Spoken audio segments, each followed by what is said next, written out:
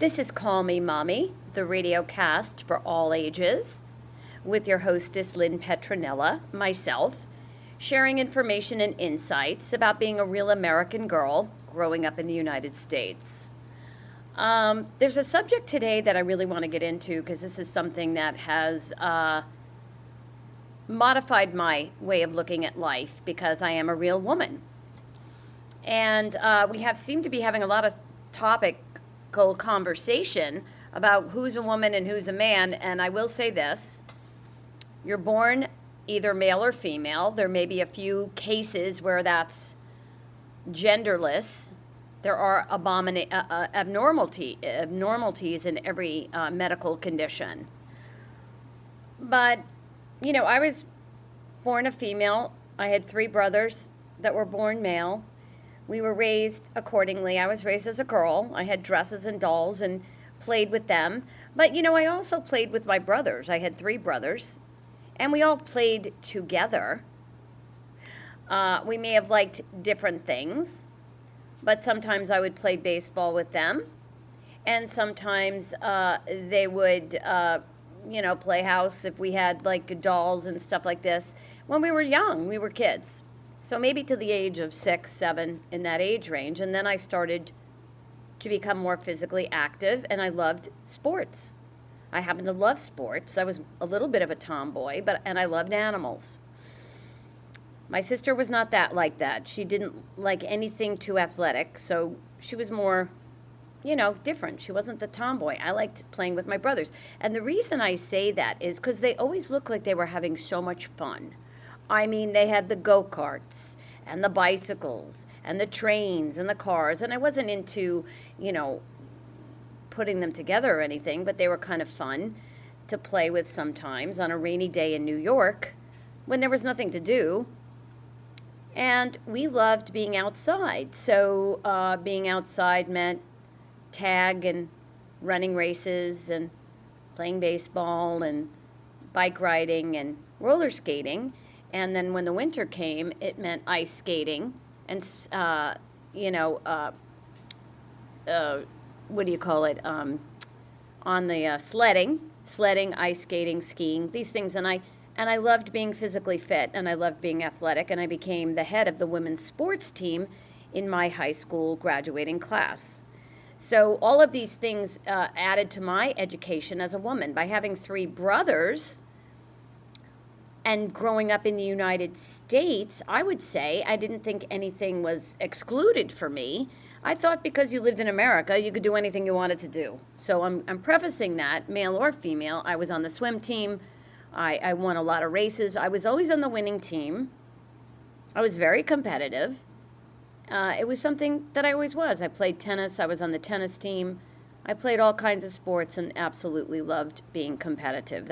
And then I became a cheerleader, which was a whole nother, that's a sport in and of itself if you do it correctly. So this conversation about what's male and what's female, I mean, the whole thing seems to me to be a little bit on the ridiculous side.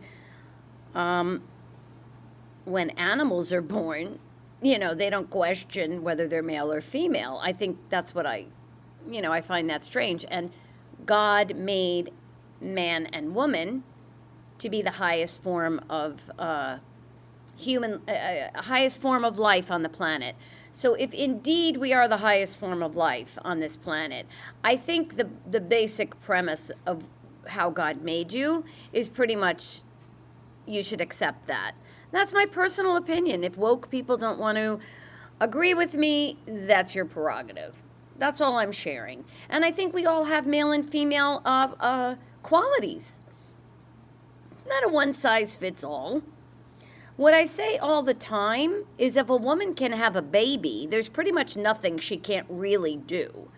There's all different types of strength. We talk about who's stronger. I don't know if I believe that men are necessarily stronger. I think maybe sometimes. I mean, if you're 250 pounds in solid muscle, yeah, maybe you are. But that's not every man. And not every woman, is in shape. So there's multitudes of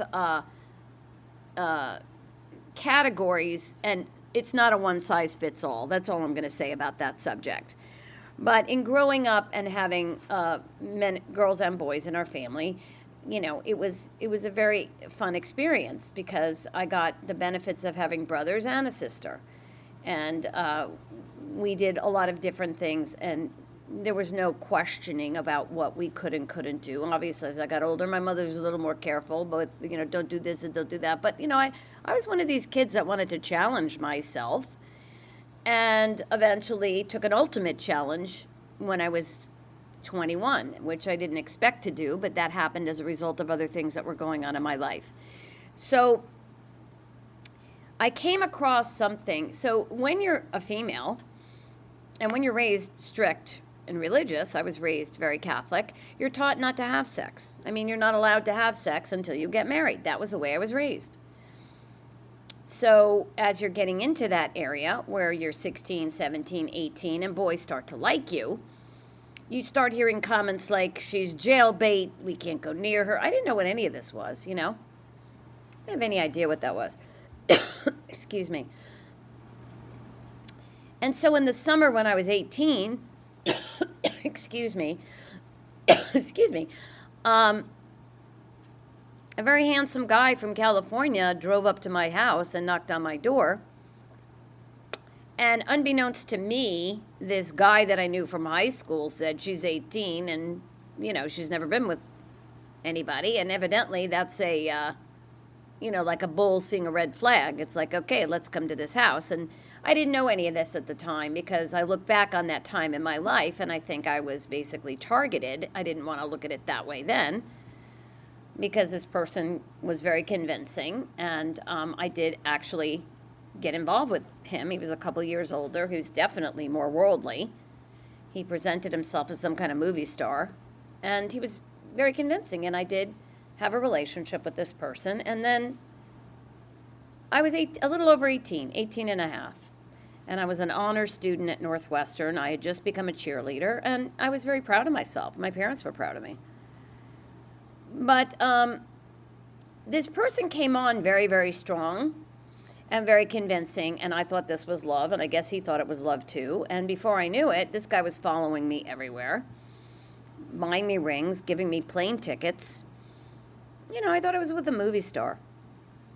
And he wanted to get married. I wasn't ready to get married. I was only in the first year of college. It was not anything I was planning on doing. My first year of college, it was very hard to get into Northwestern. And my parents were extremely proud of me. And I had a lot of friends. I was in a sorority house, which, it was fun in those days. You had friends, you went to a party here and there, and, you dated. You weren't looking for a marriage. Maybe there were girls looking, but I was kind of like, it wasn't the first thing on my list to get married. So he became very interested in me, and he became very attached to me. And he would fly to Evanston from Los Angeles. It was a very jet-set lifestyle. It would be like having Brad Pitt show up at your door and say, I'm going to marry you. I mean, this is what it was like. And I was very in awe. My parents were in awe. He told us he was, some model. We believed everything he said. And, what ensued was a bit of a roller coaster of I don't know what the heck happened, but he did want to get married, and he was very convincing. And he followed me until he got me to go with him to the middle of nowhere in Boulder, Colorado, and detach myself from my family. And I was just 19. And I look back on that and think, ay, ay, ay. But then it was love. And, in those days, people got married. I guess my mother got married at that age. So she was kind of hyper putting her life on mine. And I wasn't ready for that. I had just gotten into college. I was a completely different species than my mother.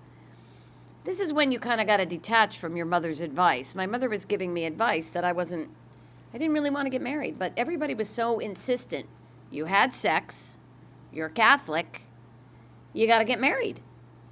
So I felt between the society, the culture, and the religion that this was going to be my husband. You got to understand the mentality of that time frame. So I went into it. And then, he wasn't sure when we were going to get married. So the guy kept me there for like a hostage for a year and a half paying bills, and I wanted to leave. It was a whole mess. And I look back on it, it was really kind of like emotional cruelty. But I didn't know any different. I trusted people I shouldn't have trusted. I loved somebody that was very immature. And I got dragged into a marriage that was a complete fake. And at that time, I thought it was real. I didn't know any different. And it was a very painful experience. But I left and I turned the pain into gain and went on to make Olympic history. So that's really how a lot of this got going. But I had to go back to the beginning of how I met him. And I wasn't around a lot of men. I mean, I had male friends, but I didn't know what they talked about behind closed doors. And they talk about women constantly and who they're going to get and who they're going to date. And she's too young and she's over 18. You can, have sex with her. And I don't think just because someone's I don't think just because someone's over 18 or you should just be like it's open season. That's my personal opinion. Let's start with that. Maybe people do want to have it, but maybe it's not something you should be engaging in unless you really understand what you're getting involved in. Because having sex for girls is very different than having sex for boys. It's never going to change. I don't care how much liberation we have. It's a different experience. And it's also a very different road to go down socially, especially if you have a spiritual upbringing. And, in those days, people were much more cautious, even though it was the early 70s. It wasn't like a complete free-for-all. There were not that many divorced people. I guess people were starting to get more divorces then. But I came from a neighborhood where everybody was married and not divorced. But this guy that I met, his parents were going through a divorce, and I happened to meet him at a time in his life when he was very lonely, and I didn't know that. I mean, I didn't know anything about his background. I was told, he's a great guy, and he's a movie star, and he's got money, and, I guess now we call it love bombing. It was overwhelming, and this guy would not take no for an answer. So I said yes, and what ensued was, I look back on it, I don't know how I survived it, but I did. And so what I ended up doing is starting to do some research on age of consent. And that's what this show is about today. Age of consent. And age of consent is kind of a strange... Is it a man-made thing that we came up with these rules of when you can have sex with someone? I don't really know when we came up with these rules. I think in some instances, when the American Indians were here, when you're a real woman, real women have a menstrual cycle. So being a real woman means you have a period every month. There's no way that somebody who's not a real woman is going to have that. And if you have a period every month, once you start having that, it technically means that you are capable of having a child. Well, you might physically be bleeding, but having a baby may be a little bit challenging if you are, say, 12 or 13, even if you are experiencing a menstrual cycle. And I say that only because I started researching, and I want this to be heard because this is a very important distinction between age of consent and really protecting women.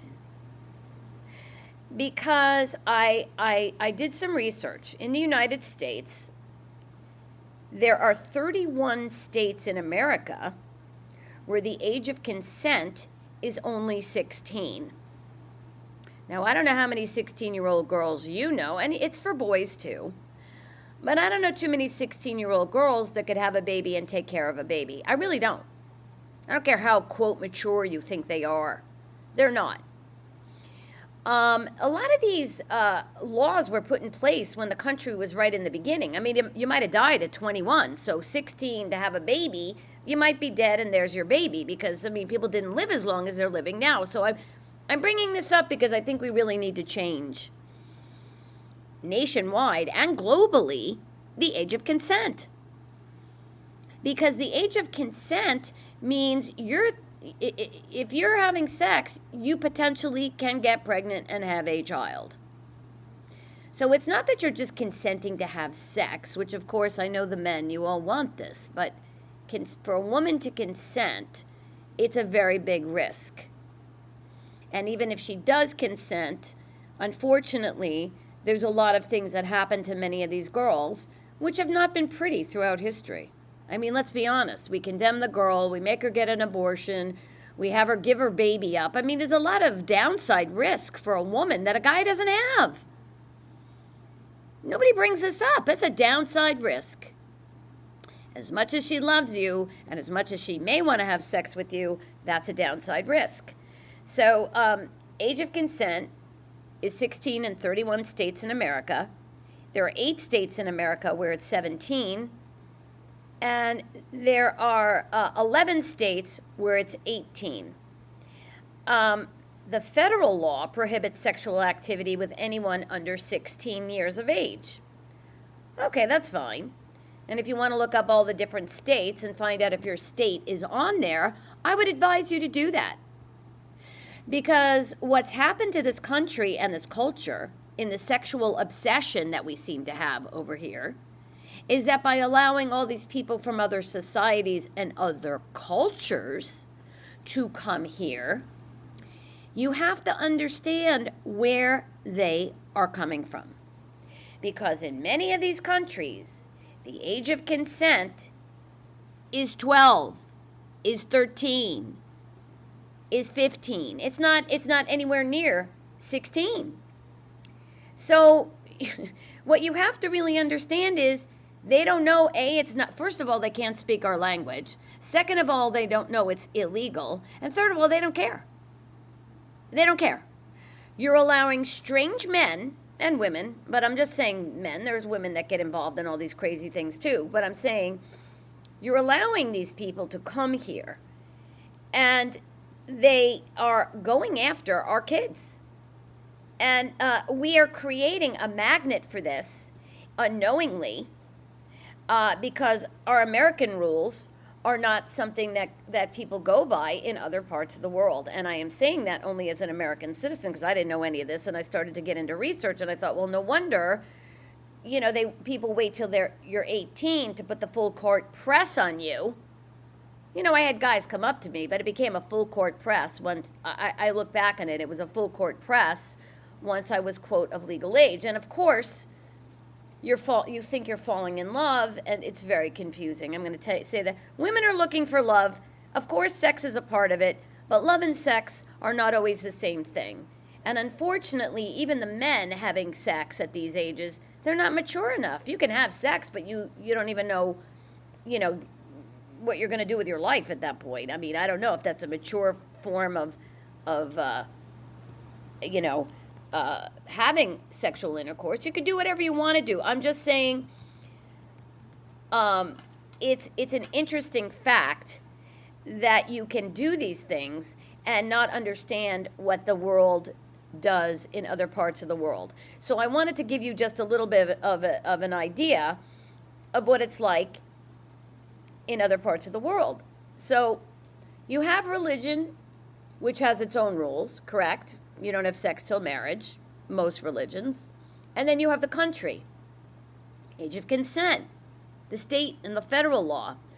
And they say, okay, if you're 16 or over in most states in America, you are allowed legally to have sex, which also means you can have a baby. That's a big responsibility. I wouldn't want to be a mother at 16. Are you kidding? I still don't know enough about life. And I'm 70 years old. I'm old enough to be people's grandmother. And I find it very confusing. Because most women don't get help. They don't get money. They don't get jobs. Most women get fired if they have a baby. So I don't know where we're coming up with this information. So in most parts of the world, you can have sex. The oldest age of consent worldwide is 21 years old, and that's in Bahrain, Gabon, Cameroon, Madagascar, Benin. In the rest of the world, it varies from 14 to 20. So in other parts of the world, you have to be 14. You can be 14 years old, and some of them even go down as low as 11. And I wanted to give you some of the information because I find this to be. You have to understand, even though America wants to take immigrants in, the cultural, social, religious differences are ginormous. And the biggest one that I see as a red flag for our culture is the age of consent. Because they unknowingly come here with a different set of rules and regulations that may not conform to, some of the traditional things we have here. And my personal opinion is that we need to raise the age of consent, only because I think it's incredibly damaging and a little bit a mud of a put on, unless I guess her family wants her to have a baby at 16. And,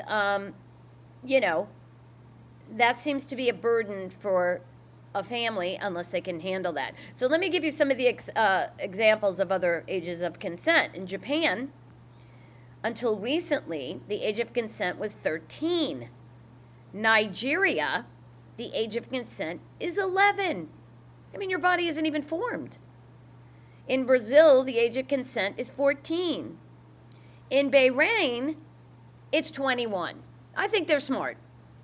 At least a woman's a little bit more, quote, mature, and her body is, a little bit more formed. At 11 years old, I don't even think her body is formed, to be honest with you.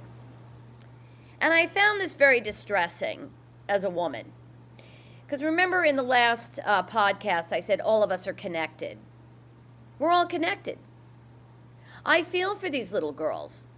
I feel for these little girls being forced into marriage at 12 with strange men that are 65 or whatever. Whatever religion comes up with this cockamamie thing to have these babies, having babies, that to me seems disgusting. And that should be abolished, personally. I don't think that should be allowed. But there was something that I thought was even more fascinating. In Saudi Arabia, it is completely illegal to have sex unless you are married.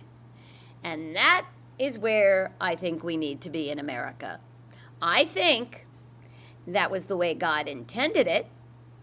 I think we've gotten way too liberal, way too woke, and way too over the top with what's allowed. Just because you mature physically and you physically feel like having sex at 15 or 14 doesn't mean you're mentally, emotionally, and spiritually prepared to have children. That's insane. And I only say it because it seems to have gotten more and more and more out of control when we bring more and more other cultures to this country. And I'm distressed by it because I feel for the young girls. And I say this because I live in Arizona, and there was a cult in northern Arizona for over 100 years.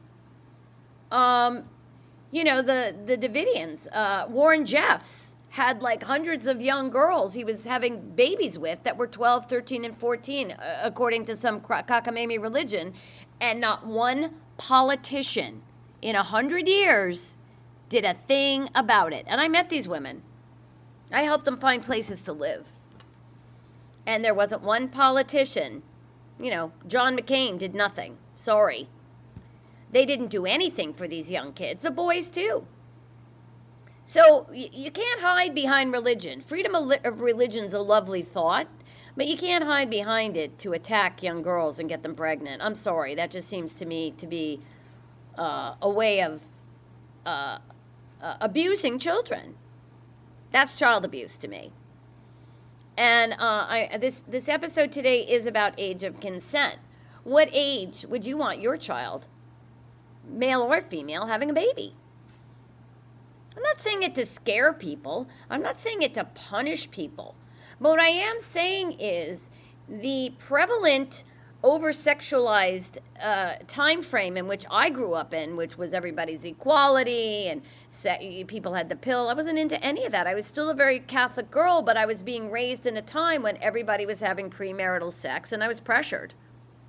I was pressured because I was told I was going to marry this person, and then I found out not only did he not want to marry me, he wanted me to pay his bills, get him through college, buy him a house, and go off with someone else with my money.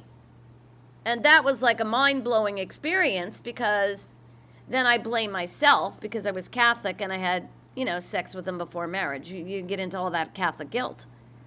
But I mean, he pressured me. I was pressured with gifts and plane tickets and a ring from Harry Winston. I mean, like, I'm 18. That doesn't happen to people like every day. So it was a little bit much. And I'm only saying it because I feel I have some information to share with the young girls growing up. Nobody should pressure you into anything. And then there's a lot of girls that are very advanced at 15 and 16. They're going to do what they're going to do. I wasn't one of those people. I was a little bit more careful.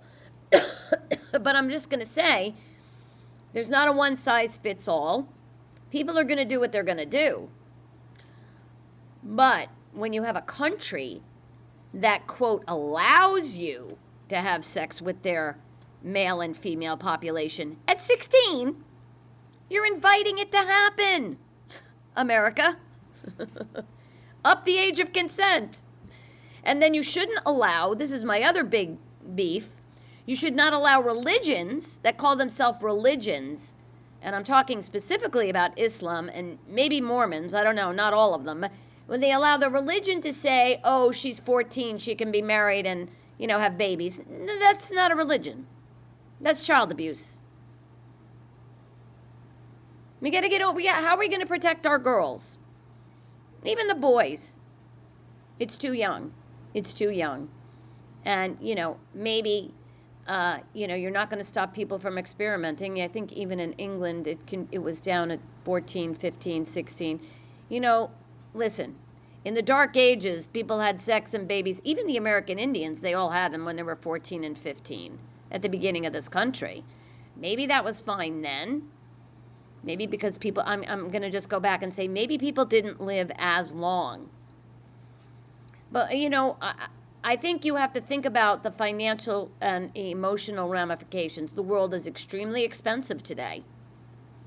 Finding a good job for a man or a woman is challenging. The young people right now are really struggling. I feel for them. They want to go, they want all the things. They want a family, they want a house, it's very expensive for people to do anything. And that's got to change as well.